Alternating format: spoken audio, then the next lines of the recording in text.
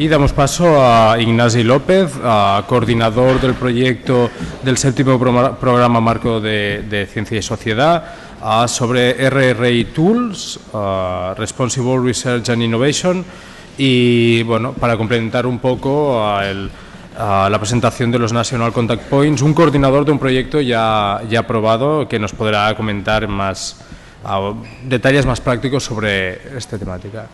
Querría agradecer, antes de empezar, y así no me olvido, sobre todo que se va diciendo el coordinador es Fundación La Caixa, conjuntamente con IRSI Caixa, dos equipos que están trabajando desde el principio del proyecto muy intensamente, tanto en la redacción como desde que hemos empezado. Así que agradecer a Rosina Malagrida, Guillermo Santamaría, Enric Banda, etcétera, de Fundación La Caixa y de IRSI Caixa. Empezamos muy rápidamente, como nos hemos comido esos 5 minutos, que creo que nos han ido bien a todos, me voy a saltar la presentación. Los temas de ciencia en sociedad de Fundación La Caixa, lo que más se conoce posiblemente es Cosmo Caixa, pero sabéis que también financiamos investigación, llevamos la relación de la Fundación con las universidades, programas de medio ambiente, etcétera, así que hacemos toda una serie de cosas que tienen sentido y relación con la innovación e investigación responsable. Mi presentación es muy sencillo, el esquema, son dos cosas. Primero vamos a hablar de investigación e innovación responsable porque es un proyecto que ha estado en el mundo académico, saltó al político hace unos años, pero no ha bajado a la realidad todavía. Y de hecho este proyecto nuestro, ¿no? RRI Tools, es uno de los proyectos bisagras que pretende hacer esto, para fomentar la relación entre la ciencia y la sociedad desde un punto de vista holístico, como nos ha explicado antes muy bien Rocío, de una manera, le llaman un cross-cutting issue, de manera transversal en todo el Horizon 2020. Como decía antes, hay un cambio de paradigma muy importante en esto de que la Comisión dedique una grandísima parte, más de un tercio del Horizon 2020, de 80.000 millones de euros prácticamente, a enfocar la investigación desde el punto de vista de problemas sociales. Es un cambio muy importante que va más allá de esta frase. Es decir, antes se decía que per se la investigación y la innovación eran motores de progreso social, y lo son, pero ahora se dice además que si tenemos que llegar a ese 3% de inversión por parte de los países, que una gran parte de esa inversión se ha de tener en cuenta cuáles son los aspectos sociales que esa investigación enfoca para conseguir soluciones que lleguen a la gente. Ese es un cambio de paradigma muy importante que tiene mucho que ver, si vais a la literatura sobre Responsible Research and Innovation, con cuestiones filosóficas de altura, es decir, la innovación se ha disparado, la velocidad de innovación e investigación en los últimos años, y en cambio pensábamos hace 50 que las desigualdades sociales estarían superadas gracias a la aplicación de la investigación y de la innovación, y no es que no sea exactamente así, tampoco es todo lo contrario, pero se cree que se podría haber llegado más lejos si la relación entre la investigación y la sociedad fuera más cercana. Y más cercana quiere decir, ha habido muchas referencias a documentos de la Comisión, del Horizon 2020, ha habido mucho movimiento político alrededor para que eso saliera adelante, y entre algunos de ellos, se habla de hacer la ciencia para la sociedad. El hecho de que los retos sociales se enfoquen en ese sentido es la parte de Science for Society del que habla el programa marco. Pero también hay una parte siguiente que es la más, no sé si más complicada o no, pero es la ciencia with society. Cómo se lleva a cabo realmente esto de hacer la ciencia conjuntamente en diálogo con la industria, con los actores sociales de las sociedades europeas, porque es difícil hablar de una sola de ellas. Vamos a ver en las siguientes diapositivas algunos ejemplos de cosas que han estado pasando que con la aplicación de la RRI se podrían haber mejorado, digamos. Y son algunos ejemplos que, a riesgo de ser, voy a intentar explicar un poquito cómo ha surgido la RRI, a riesgo de ser de falta de completitud, de falta de coherencia en algún momento, pero para ser inteligible, digamos. Un ejemplo. Estos son un proyecto de poner contadores de electricidad inteligentes en Holanda, en 2011, que fue un proyecto que los investigadores, los ingenieros que lo estaban desarrollando y el gobierno lo quería implantar en todas las casas de Holanda para conseguir llegar a cumplir los retos de emisiones del país, conseguir comprar menos energía al exterior y hacer que el país fuera más sostenible, etc. Todos estaban absolutamente convencidos de que eso era bueno, pero cuando empezó a llegar a la sociedad, demasiado tarde, pues esto es lo que pasó. Hubo una reacción en contra, absolutamente radical, posiblemente poco reflexiva, y que decía pues, que no eran verdes en realidad, que lo que se pretendía... Porque estos contadores eran una pasada, conseguían, es lo del Smart Cities, ¿no? Conseguía medir cada 7 segundos la electricidad que se consume en cada hogar holandés y por lo tanto podría sacar conclusiones de que incluso qué película estaba viendo qué familia en qué momento, por la cantidad de electricidad que estaban consumiendo. Eso la sociedad cuando lo vio decidió que no era lo que quería, aunque pudiera representar un ahorro de energía y se puso en contra. Ejemplos como este, he escogido uno que no tiene nada que ver con nosotros, que estaba suficientemente lejos para no meterme en problemas, pero tenemos ejemplos alrededor nuestro continuamente de no aceptación de tecnologías. La MAT en Cataluña, el fracking, el ejemplo global más reconocido en Europa es el de los GMOs, el de los organismos genéticamente modificados, en el que la sociedad tiene una posición posiblemente no todo lo reflexiva y basada en evidencia científica para sacar conclusiones de lo que sería deseable. Respecto a esto, y estas son unas diapositivas de la gente de la comisión que me han permitido utilizar, se hablaba antes, el paradigma era de aceptación de la tecnología. Entonces, tenías una tecnología que creías que era buena para el público, se la ponías, luego comunicabas las bondades de la tecnología esperando que el público la aceptara y lo que conseguías era en muchos casos es que el público se pusiera en contra de esa tecnología que habías intentado implantar. El paradigma actual sería un paradigma de aceptabilidad de la innovación, que hay una idea, tienes el público y lo que intentas es trabajar con el público. El público es muy...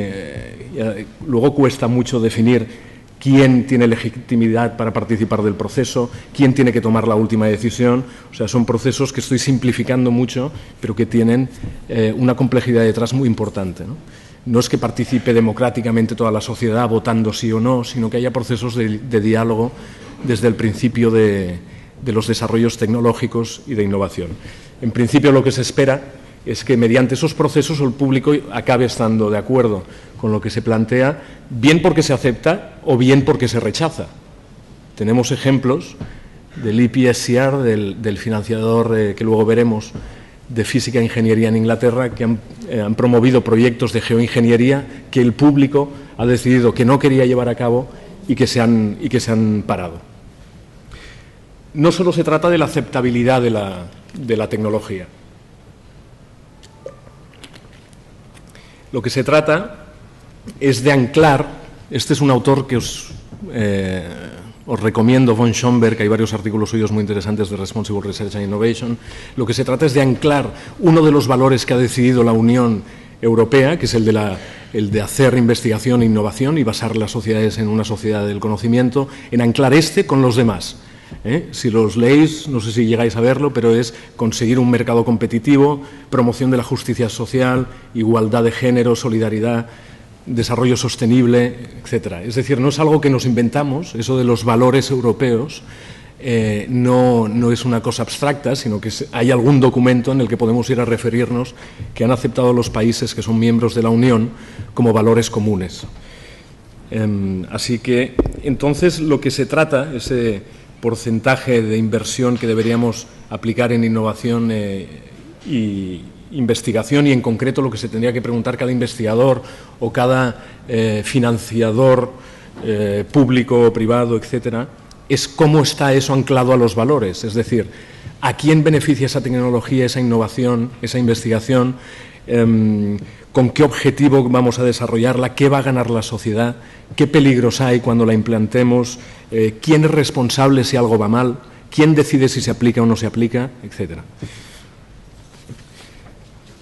Otras cuestiones No voy a hablar demasiado sobre Open Access porque lo hará Ignasi Labastida después, pero otras cuestiones polémicas en relación a las cuestiones entre la ciencia y la sociedad. Una es la comunicación científica. El Open Access se está promoviendo de manera clara.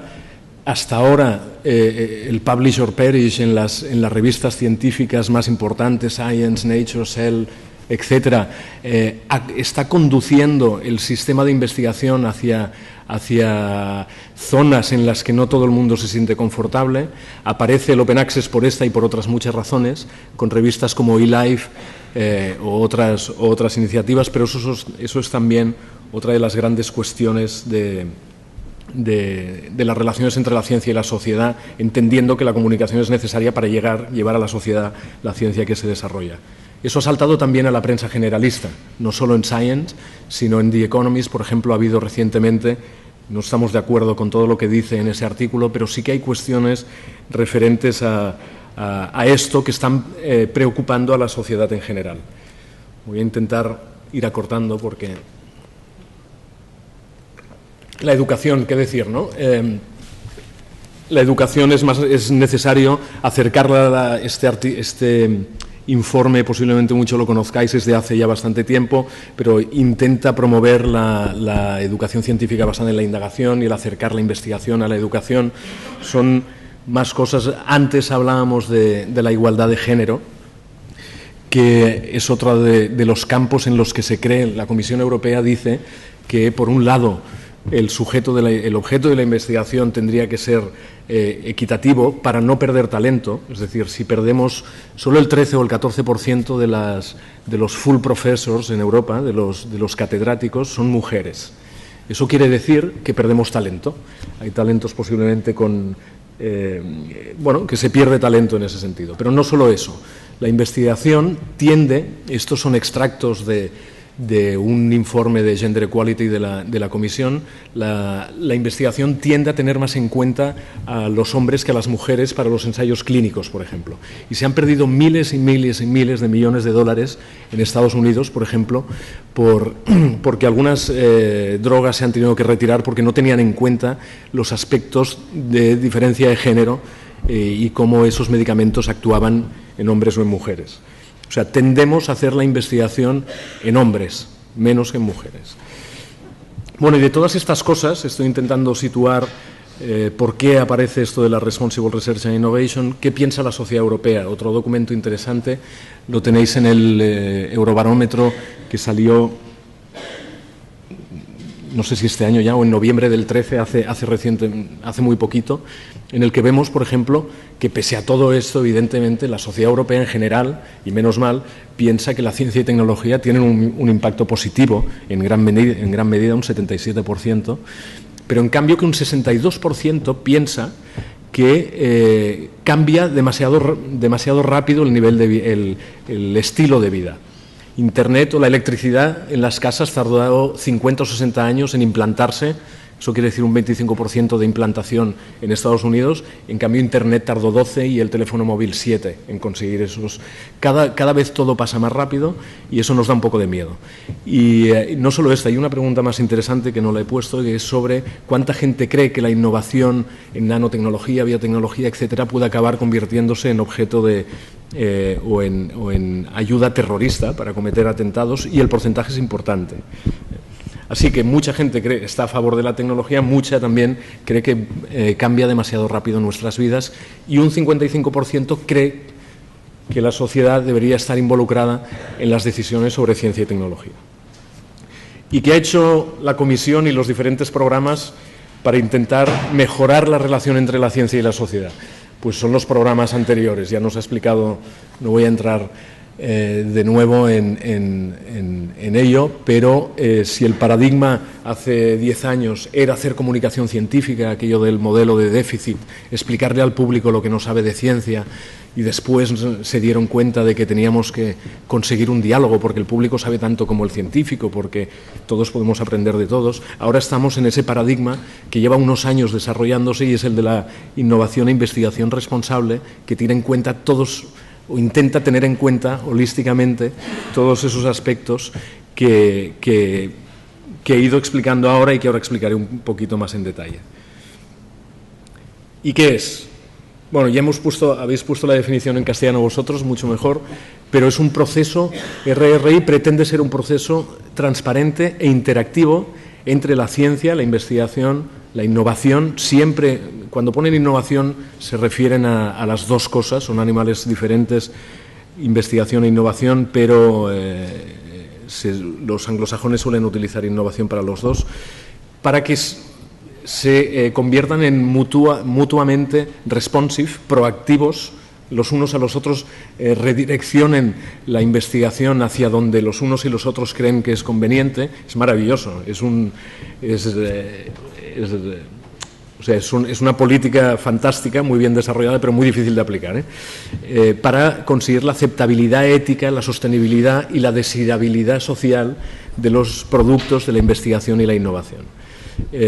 Eso tiene en cuenta esas 6 cosas, 5 decimos ahora: el gender equality, el public engagement, el acceso abierto a los resultados, la ética y la educación, pero también se habla de un 6º, que es la gobernanza de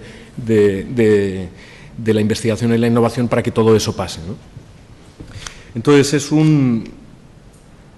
además se complica más si vais a la literatura, porque hay unas dimensiones de lo que debería ser un marco para la aplicación de la RRI, en los que no voy a entrar ahora, pero que hay diferentes autores que las describen muy bien. Respecto a esas 5 cosas, ya hemos dicho lo que son, o sea que no me voy a detener en ellas, ¿no? El desarrollar todo el potencial tanto de hombres como de mujeres, el que hay una relación más directa entre la educación y la investigación, etcétera, etcétera, etcétera. Hasta ahora es un proceso muy top-down, muy hecho desde el reino de lo académico y últimamente de la alta política europea, pero en realidad, desde nuestro punto de vista, está intentando conectar con unas... No tenemos a Ignasi Labastida por eso aún. Sí, vale. Vale. Muy top-down, y ahora lo que se trata es de bajarlo a la realidad. En realidad, lo que nos puede estar pasando ahora es que vemos la investigación e innovación responsable desde diferentes puntos de vista, desde la experiencia que tenemos cada uno, los que sabemos de Open Access, eso Ignasi, o un poco de educación científica, un poco de comunicación, etcétera. Vemos nuestra parte del elefante, y si nos lo hicieran describir, como lo estoy describiendo yo ahora, RRI, es posible que esté describiendo una cosa así. Y hasta que nos pongamos de acuerdo en ver todos el elefante costará tiempo, pero la idea de los proyectos de la Comisión Europea que está poniendo en marcha es esa, es conseguir una visión holística de cuáles son los aspectos importantes de la relación entre la ciencia y la sociedad, que va más allá de la comunicación, de la educación, del Open Access, de lo que vemos cada uno de nosotros en ello. Hasta aquí RRI. Y RRI Tools, pues es el gran programa, uno de los... estos que os he enseñado aquí son programas de 2012, del penúltimo año de FP7, que fueron financiados para establecer un marco teórico de Responsible Research and Innovation. Al año siguiente, que fue el último de FP7, nosotros aplicamos para este proyecto RRI Tools, que era como el paraguas de otros proyectos que tienen que ver con todos estos aspectos, e intenta convertir la investigación y la innovación en un proyecto hecho, esto que veis aquí, en ciencia para la sociedad y con la sociedad, básicamente dirigiéndose a todos los stakeholders que deberían estar, los grupos de interés que deberían estar relacionados con la investigación y la innovación, pero centrándose específicamente en policymakers. Lo que va a hacer el proyecto, ¿cuántas estona tinc? 5 minutos? Vale. Pues muy rápidamente, quien tenga más interés en el proyecto se lo explicaremos aparte, pero lo que hace el proyecto es desarrollar herramientas para que todos los que tenemos interés en hacer nuestra investigación más responsable o en participar de la investigación y de la innovación puedan participar de esos procesos. El consorcio es complejo, pero es un valor añadido del proyecto muy importante, porque tenemos algunos de los académicos que saben mucho del tema y lo juntamos con gente, con redes europeas que tienen que ver con la ciencia y con la relación entre la ciencia y la sociedad, las fundaciones europeas que hacen investigación, los museos de ciencia, la Euroscience, científicos, las escuelas, las Science Shops y el negocio con European Business and Innovation Network y con algunos de los miembros de estas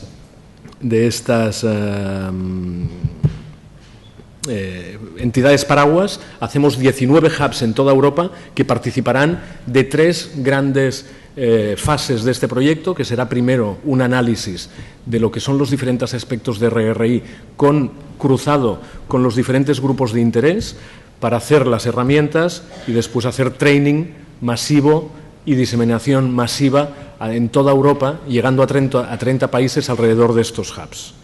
El hub español será Irsicaixa, que como os he dicho ha participado del proyecto desde el principio y participa de la coordinación también. Y así que, bueno, entonces esto parece muy difícil. En un minuto más os resumo un par de cosas que creo que son de interés. Tiene unos retos impresionantes y es que, entre otros, la tensión que hay entre lo de Science for Society, ahora nos parece, supongo, a todos los que estamos aquí, pero muchos científicos, va en contra de la libertad de cátedra, del scientific freedom.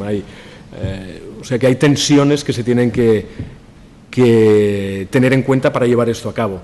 Hay una falta de conocimiento muy importante de lo que es RRI, es muy diferente la implicación, el desarrollo de los sistemas de investigación y desarrollo en diferentes países. En Inglaterra llevan tiempo trabajando en estos ámbitos y básicamente lo que nos basaremos en cuestiones existentes, buenas prácticas de investigación e innovación responsable. Esto me pasa por lo de los 5 minutos del descanso, pero en un minuto más os cuento un par de cosas interesantes. Esto de SPICE es el proyecto aquel que os decía de geoingeniería en Inglaterra, que el EPSRC, el financiador de ingeniería y física, pretendió hacer y no lo llevó a cabo porque se puso a la sociedad en contra antes de... Es decir, era un proyecto de diseminar partículas para captar emisiones, para captar una cantidad de reflexión solar y por lo tanto eso tenía unas implicaciones que podía afectar la atmósfera y el clima. Hicieron un proceso en el que vieron que la parte experimental del proyecto, no la de modelización, que era una parte importante, la parte experimental, si la llevaban a cabo se ponían a toda Inglaterra en contra y no valía la pena ni empezar. Eso lo hicieron, no sé qué pasaría ahora después de las inundaciones que han tenido, a lo mejor el público estaría suficientemente maduro para poder permitir un programa como ese, pero de lo que se trata es justamente de eso, de que la investigación y la innovación que afecta a la sociedad se trate con la sociedad. STEER es otro proyecto muy interesante estadounidense, en la Universidad de Arizona, en el que en 20 laboratorios de biotecnología fundamental ponen a trabajar departamentos de ciencias sociales para ayudarles a ellos a la reflexión sobre cuál pueden ser los efectos, los outcomes de la investigación que están llevando a cabo. Así que nosotros lo que haremos será basarnos en esas buenas prácticas. Este es el framework, si os interesa, del EPSRC de Gran Bretaña, en el que ellos declaran que son favorables a la RRI. O sea, no es una cosa que ya esté solo en el ámbito de la alta política, sino que hay financiadores que ya lo están aplicando. Así que lo que vamos a intentar es traducir esas buenas prácticas para que toda Europa pueda beneficiarse de ellas y llevarlas a cabo. En la segunda fase construiremos el toolkit. No es fácil decidir qué es una herramienta y las herramientas más adecuadas para que todos los stakeholders puedan participar de la RRI, pero lo que vemos básicamente es que será aplicar a las buenas prácticas. No he hablado de varias cosas que no puedo hacer referencia ahora, pero todo ese análisis que hemos hecho previo para convertirlo en una página web digital en la que tú como investigador, como policy maker, como agente social interesado en la aplicación de la investigación o comunicador científico, podrás entrar para encontrar herramientas que te ayuden a llevar a cabo RRI en tu ámbito. Del training, que será masivo, lo lleva UCL, University College London. Faltan 2 años, ya os lo explicaremos en otro momento, y de la evaluación y de la diseminación son relativamente parecidas a otros proyectos europeos, así que me lo puedo saltar, el GAN también, y simplemente para acabar recordar estas 2 frases que me parecen de referencia. agradecer a todo el equipo que está participando en esto su implicación y daros las gracias a vosotros por vuestra atención.